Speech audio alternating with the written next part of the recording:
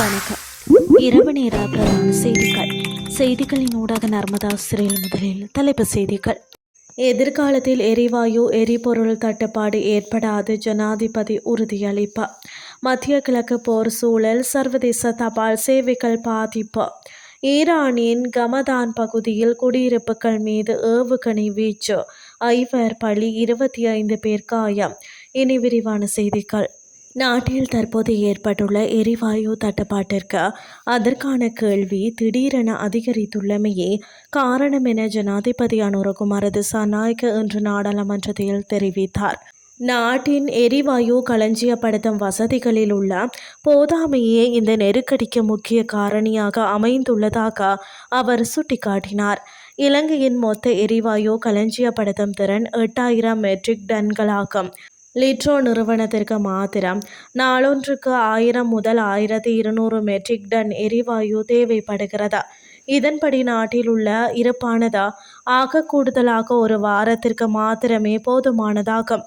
இந்த களஞ்சியப்படுத்தும் வசதியில் மாற்றம் ஏற்படுத்தப்பட வேண்டும் என ஜனாதிபதி வலியுறுத்தினார். தற்போது ஒரு பெரிய கப்பல் மாலைதீவில் நிறுத்தப்பட்டு அங்கிருந்து சிறிய கப்பல்கள் மூலம் தலா 8000 மெட்ரிக் டன் எரிவாயு இலங்கைக்கு கொண்டு வரப்படுகிறது. 2 நாட்களுக்கு ஒரு முறை 8000 மெட்ரிக் டன் எரிவாயு துறைமுகத்திற்கு வந்து சேர்க்கிறது. இருப்புகள் தீரும் வரை காத்திருக்காமல் தொடர்ச்சியாக இறக்குமதி செய்ய வேண்டிய கட்டாயம் உள்ளதாக ஜனாதிபதி விளக்கம் அளித்தார். எரிவாயு கொள்கலன்களுக்கு தட்டுப்பாடு நிலவுவதை ஏற்றுக்கொண்ட ஜனாதிபதி லிட்ரோ நிறுவனம் 1,00,000 புதிய கொள்கலன்களுக்கான வேண்டுகோள் விடுத்துள்ளதாக குறிப்பிட்டார். இதற்கான கப்பல் எதிர்வரும் 12ஆம் தேதி நாட்டை வந்தடைய உள்ளது. மஞ்சள் நிற கொள்கலன்களை பயன்படுத்துவோர் நீல நிற கொள்கலன்களுக்கு மாற முற்பட்ட போது ஏற்பட்ட அதிகரித்த தேவையே இந்த நெருக்கடியை தீவிரப்படுத்தியது.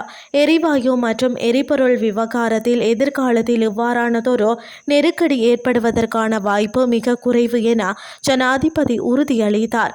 நாளொன்றுக்கு தேவை 1200 மெட்ரிக் டன்னிலிருந்து திடீரென 1800 மெட்ரிக் டன்னாக அதிகரிக்கும் பட்சத்தில் கையிருப்பானது 5 நாட்களுக்குள்ளேயே தீர்ந்துவிடும் அபாயம் உள்ளதாகவும், இவ்வாறான சவால்களுக்கு தீர்வு காண அரசாங்கம் தயாராக இருப்பதாகவும் அவர் மேலும் தெரிவித்தார்.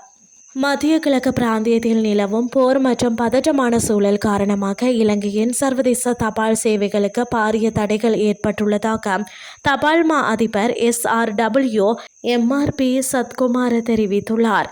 இன்று ஊடகங்களுக்கு கருத்து தெரிவிக்கும் போதே அவர் இதனை குறிப்பிட்டார். மத்திய கிழக்கு நாடுகளுக்கான பெரும்பாலான விமானங்கள் ரத்து செய்யப்பட்டுள்ளதால் தபால் பொதிகளை வெளிநாடுகளுக்கு அனுப்புவதில் சிக்கல் ஏற்பட்டுள்ளது. கடந்த வெள்ளிக்கிழமை பாரம் எடுக்கப்பட்ட பொதிகள் கூட இன்னும் அனுப்பப்படாமல் தேங்கி கிடக்கின்றன. தபால் தாமதம் காரணமாக எளிதில் அழுகக்கூடிய அல்லது துர்மணம் வீசக்கூடிய பொருட்களை அனுப்புவதை தவிர்க்குமாறு அல்லது அதன் அவதானத்தை உணர்ந்து செயற்படுமாறு பொதுமக்கள் கேட்டுக்கொள்ளப்பட்டுள்ளனர். நிலைமையை சீர் செய்ய அந்தந்த நாடுகளின் தபால் நிர்வாகங்களுடன் இலங்கை தபால் திணைக்களம் தொடர்பில் இருந்து வருகிறது. நிலைமை வழமைக்கு திரும்பியவுடன் சர்வதேச தபால் சேவைகள் மீண்டும் வழமை போல் ஆரம்பிக்கப்படும் என தபால் மா அதிபர் மேலும் தெரிவித்தார். இனி வெளிநாட்டு செய்திகள். ஈரான் மீது அமெரிக்கா மற்றும் இஸ்ரேல் இணைந்து மேற்கொண்டு வரும் வான்வழி தாக்குதல்களில் மேற்கு ஈரானின் கமதான் பகுதியில் பொதுமக்கள் குடியிருப்புகளை இலக்கு வைத்து நடத்தப்பட்ட தாக்குதலில் 5 உயிரிழந்துள்ளனர். ஈரானின் கமதான் மாகாணத்தில் உள்ள மக்கள் செறிந்து வாழும் குடியிருப்புகள் மீது அமெரிக்கா இஸ்ரேலிய கூட்டுப்படைகள் ஏவுகணை தாக்குதல்களை நடத்தியுள்ளன. இந்த தாக்குதலில் 5 பேர் கொல்லப்பட்டுள்ளதுடன் 25 பேர் வரை காயமடைந்துள்ளதாக செய்திகள் தெரிவிக்கின்றன. கமதான் பகுதியில் உள்ள 2 அவசர சிகிச்சை மையங்கள் இந்த தாக்குதலில் நேரடியாக பாதிக்கப்பட்டுள்ளன. இதில் காயமடைந்தவர்களில் பலர் மருத்துவ தொழில்நுட்பவியலாளர்களும் உள்ளடங்குவதாக தெரிவிக்கப்படுகிறது. குடியிருப்புகள் மற்றும் சிவில் உட்கட்டமைப்புகள் இலக்கு வைக்கப்பட்டதால் உயிரிழப்புகள் மேலும் அதிகரிக்கக்கூடும் என அஞ்சப்படுகிறது. கடந்த பிப்ரவரி 28ஆம் தேதி முதல் ஈரான் மீது அமெரிக்காவும் இஸ்ரேலும் பாரிய அளவிலான வான்வழி தாக்குதல்களை முன்னெடுத்து வருகின்றன. ஈரானின் பல மாகாணங்களில் உள்ள காவல்துறை தலைமையகங்கள், இராணுவ நிலைகள் மற்றும் மருத்துவமனைகள் மீது தாக்குதல் நடத்தப்பட்டுள்ளதாக ஈரான் தரப்பு குற்றம் சுமத்தியுள்ளது. இந்த தொடர் தாக்குதல்களில் இதுவரை ஈரானில் 500க்கும் மேற்பட்டோர் உயிரிழந்ததாக தகவல் வெளியாகியுள்ளன.